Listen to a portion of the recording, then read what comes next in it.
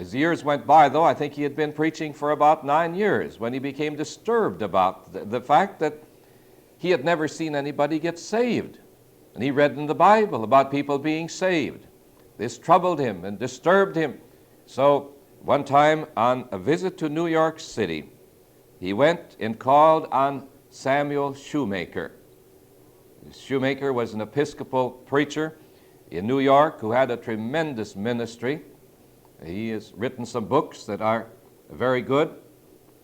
But he had heard, Joe Stump had heard about Sam Shoemaker. He went and visited with him and poured out his heart, told him his problem. He said, I just haven't seen people saved, and I'd like to see people get saved. Well, immediately, Shoemaker figured it must be that Joe wasn't saved, so he went over the plan of salvation with him. And Joe listened to it all, nodded his head, he agreed. He said, I know all of that. It wasn't anything new to him at all. He could agree with the whole thing, the whole plan of salvation. Dr. Shoemaker was perplexed, not knowing for sure what to do. Well, he said, if it's that you want to see people get saved, I would recommend that you go down to the Bowery, he said. You visit the missions down there. Go and sit in the mission, and you'll see people get saved. He says, you'll see the bums come in there, and you'll hear the word preached, and you'll see the bums go forward and get saved.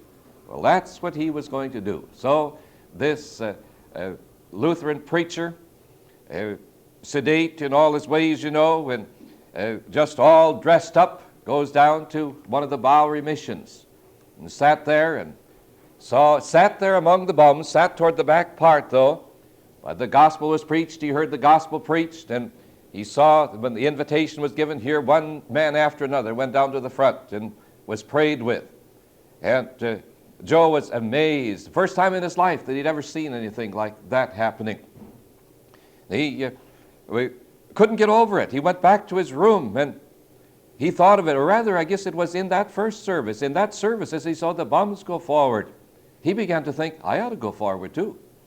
But how could he go forward with the bums? He was a Lutheran preacher. He couldn't stoop to anything like that.